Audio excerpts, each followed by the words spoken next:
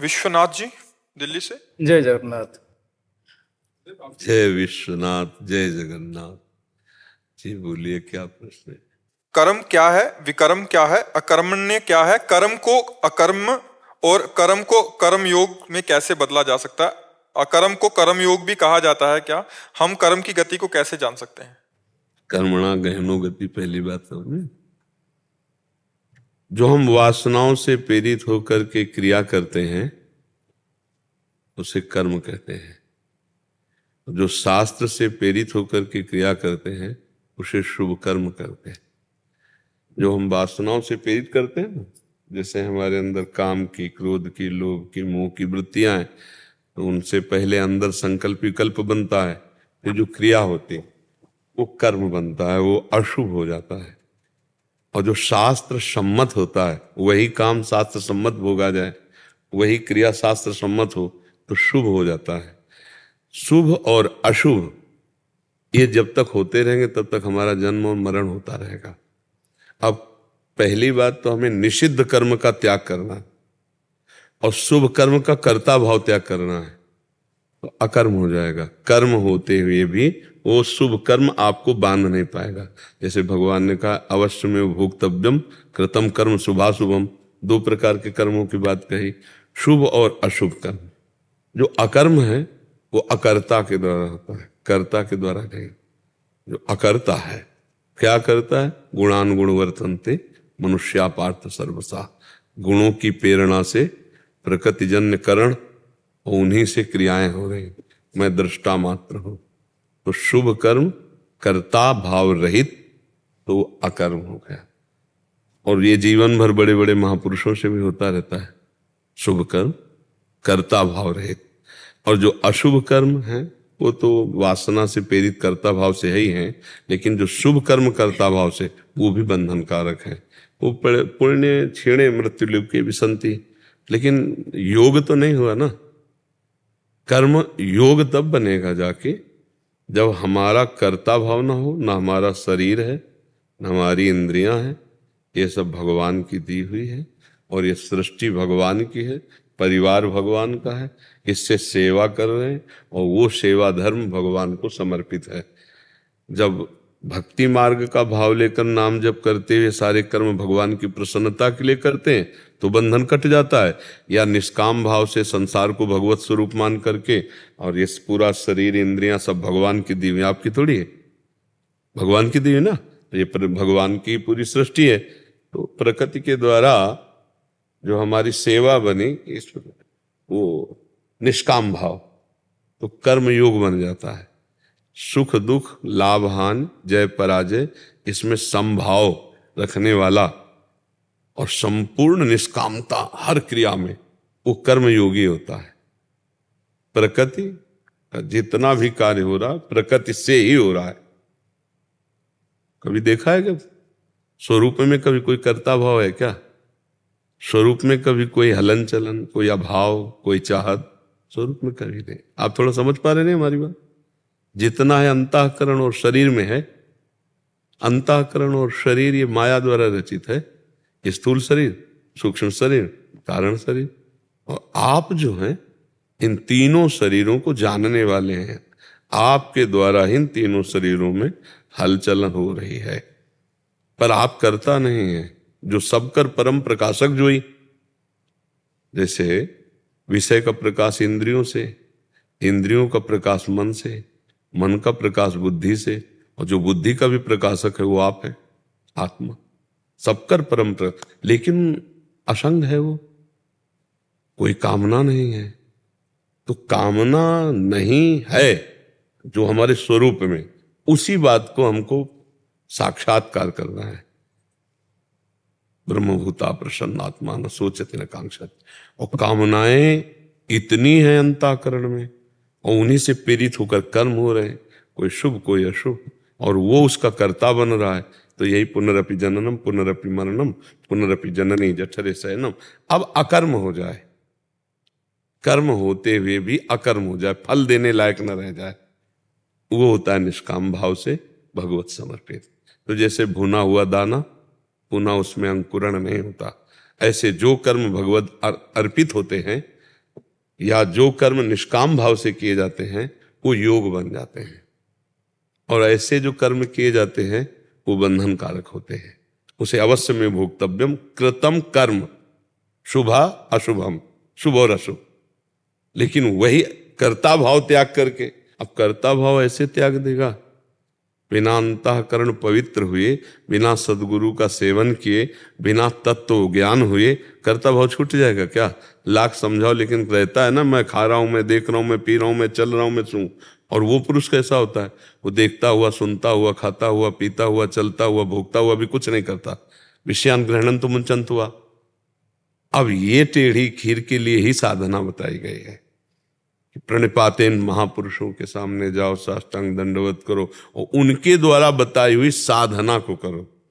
जैसे ज्ञान मार्ग में चलना है तो विवेक, सत असत का पूर्ण निर्णय करने वाला शुद्ध विवेक, वैराग्य, लोक परलोक के समस्त भोगों से वैराग्य, शम इंद्रियों का निग्रह, दम मन का निग्रह, तितिक्षा महान सहनशील, समाधान चित्त का परमात्मा चिंतन में निरंतर रमण करना, मुमुक्षता इसी जन्म में मुझे भगवत प्राप्ति हो, मैं मुक्त हो जाऊं, ये संपत्ति होना आवश्यक है।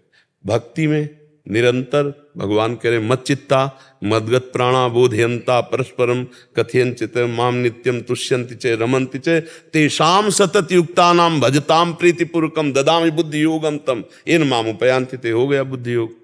मेरे में चित्त अर्पित कर दे, मेरे में प्राण अर्पित कर दे, मेरी ही वार्ता कर, मेरा ही चिंतन कर और सतत मेरा नाम जप कर।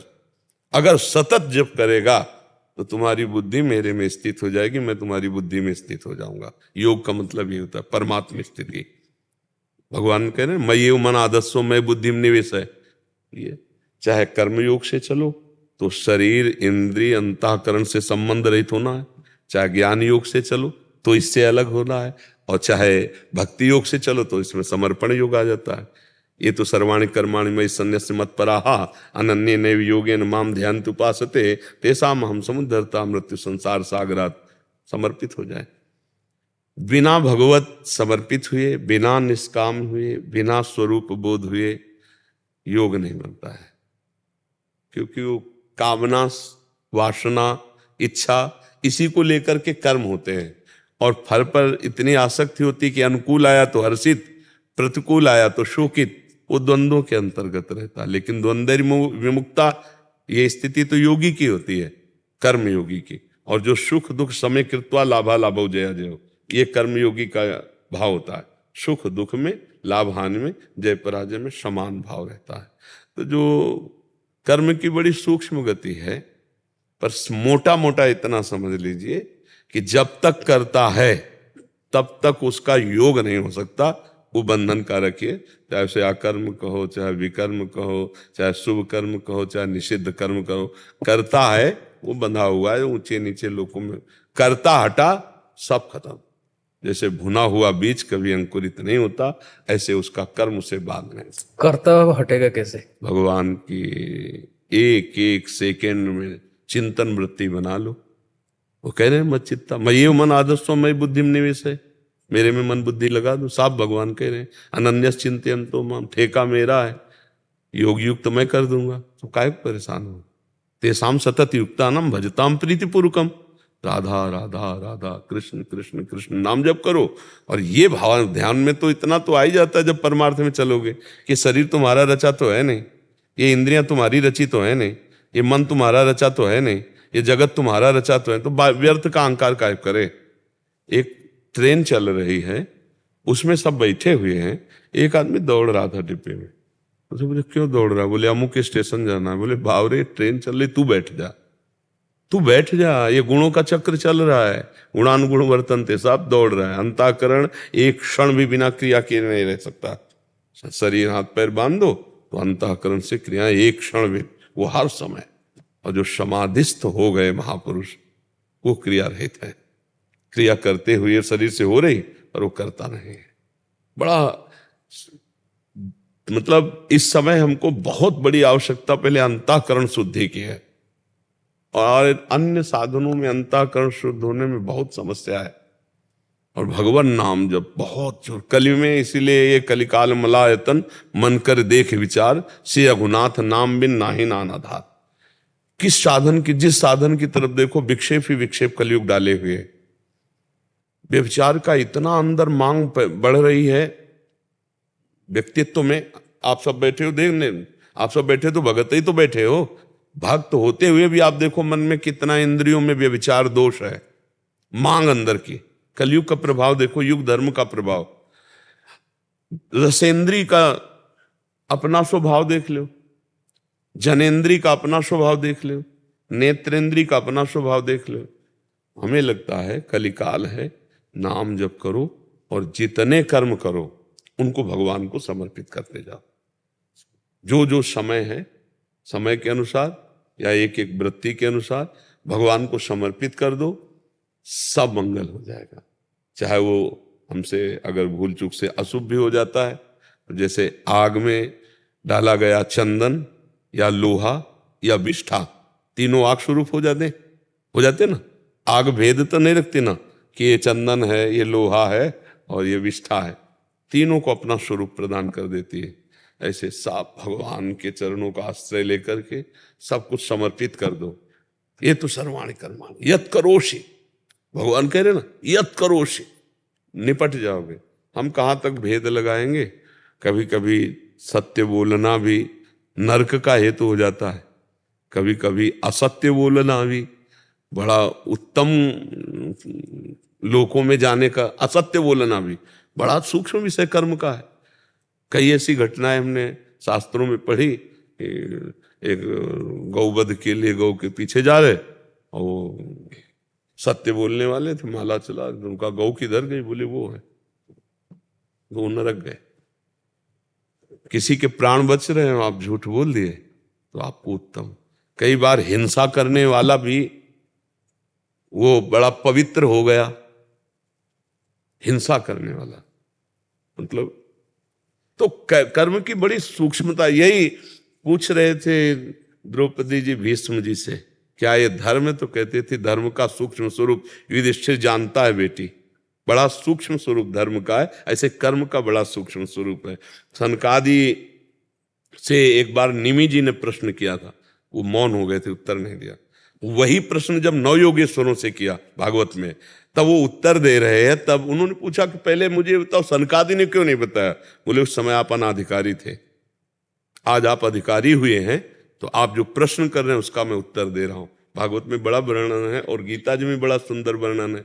तो हम कर्म योग के द्वारा, हम भक्ति योग के द्वारा, हम ज्ञान योग के द्वारा, तीनों के द्वारा एक काम जरूर सब करते हैं, शरीर संसार से राग रहित होकर परमात्मा का चिंतन, चाहे वो ब्रह्म रूप में हो, चाहे वो भगवान रूप में हो, और चाहे वो परमात्मा रूप में हो। योगी परमात्मा कहता है, ज्ञानी ब्रह्म कहता है, भक्त भगवान कहता है। और करना सबको यही है, राग रहित होना इस शरीर और शरीर की क्रियाओं से, और भगवान का चिंतन, तभी परमात्मा प्राप्ति होगी। निष्काम भाव से भगवत प्रीत्यर्थ किया हुआ कर्म कर्मयोग हो जाता है, जो भगवत प्रीत्यर्थ होता है। और जो अपनी दुर्वासना से शास्त्र विरुद्ध होता है वो अशुभ कर्म होता है। और जो हमारी शास्त्र विधान के तस्मात् शास्त्रम प्रमाणन्ते कार्या कार्यो व्यवस्थित हो, जो शास्त्र प्रमाणित होता है वो शुभ कर्म हो जाता है। और जो भगवत समर्पण के लिए होता है वो हमें संसार सागर से जरूर पार कर देता है। तो निष्काम कर्म, भगवत समर्पित कर्म, या ज्ञान के द्वारा करता रहित गुणानुगुण वर्तनते, सब कर्म कर्म हो जाते हैं, कोई भी उसे दंड नहीं दे सकते। कई कई जगह ऐसा होता है कि जो पुण्य कर्म माना जाता है वो पाप हो जाता है, कभी कभी पाप कर्म भी पुण्य कर्म बन जाता है। बहुत शास्त्र में कर्मों की सूक्ष्मता का वर्णन है। इसलिए हमें तो इतना लगा है कि भगवान की शरण में होकर नाम जप करते हुए, और जितना हमें लग रहा है कि ये पाप कर्म है उसका त्याग करके सत्कर्म जो कर रहे हैं वो भगवान को समर्पित कर दे, तो इसी जन्म में हमें भगवत प्राप्ति हो जाएगी। क्यों, समझ रहे हैं? हाँ, क्योंकि बड़ा सूक्ष्म विषय कर्म का है, बड़ा सूक्ष्म विषय है। उसके लिए जो हमें भागवतिक बुद्धि चाहिए वो भगवान ही देते हैं। ददामि बुद्धि योगम तम येन माम उपयान्ति ते। तो हम खूब नाम जप करें और जो कार्य करें वो भगवान को समर्पित करें, और जो जानते हैं कि ये पाप कर्म है वो भूल करके ना करें, तो भगवान कृपा करके बुद्धि योग दे देते हैं, फिर वो अपने आप निर्णय होने लगता है। फिर जैसे अर्जुन के रथ का लगाम भगवान पे पकड़े घोड़ों की बैठे ना, ऐसे यही भगवान हृदय में बैठ जाते, फिर उससे गलती नहीं होती। भगवान ही ज्ञान स्वरूप होकर बैठ जाते हैं और वो संभाल लेते हैं। तब एक एक सूक्ष्म बात समझ में आती है। ऐसे बहुत बुद्धि मलिन है, बहुत स्थूल बुद्धि हो गई, भोग बुद्धि हो गई। सोचो कामना के बिना हम रह कैसे सकते हैं, ऐसी बुद्धि निर्णय दे रही। कर्म करना, कर्तव्य पालन करना, समाज सेवा करना, लेकिन भगवत प्राप्ति के लिए, वो वासना की पूर्ति के लिए नहीं। लेकिन हमें लग रहा है कि 100 में कोई एक आध भले विचारवान हो, नहीं तो 100 के 100 ही केवल वासना पूर्ति के लिए कर्म हो रहा है, भगवत प्राप्ति के लिए नहीं। कर्म योग नहीं बन रहा, कर्म बन रहा है। निष्काम भाव से कहाँ, अगर हम किसी को पानी भी पिला देते हैं तो आशा रखते हैं कोई धन्यवाद बोले, नहीं आशा रखते, तो फिर कर्म निष्काम कहाँ हुआ। तो हमें लगता है कि इस कलिकाल में भगवान का नाम जप और जो कर्म जैसे वो भगवान को समर्पित, तो भगवान हमारी बुद्धि शुद्ध कर देंगे। फिर हमें समझ में आ जाएगा कि हमारा कल्याण, हमारा भगवत प्राप्ति या तत्व ज्ञान बिल्कुल सहज सरल हो जाएगा। नहीं तो बहुत कठिन है। छोटी छोटी ऐसे अपराध की प्रवृत्तियां हैं कि जन्म भर के किए हुए सुकृत कर्म सब भस्म हो जाए। मान लो एक वैष्णव निंदा कर दो तो किए सुकृत बहु जन्म के क्षण में डाले को, एक कर्म सारे कर्मों को भस्म कर देगा, जितने सुकृत है। भगवत प्राप्ति तो अत्यंत दुर्लभ। इसलिए कलयुग में या हर युग में भगवान के चरणों का आश्रय और भगवान के भगवत प्रेमी महात्माओं से सत्संग, चर्चा और नाम जप और सारे कर्तव्य कर्म, घर परिवार मकान नौकरी जितना भी जो, वो सब भगवान को समर्पित, तो इसी जन्म में भगवत प्राप्ति हो जाएगी। अगर हमारी बात समझ में आ रही हो, समझ में आ रही?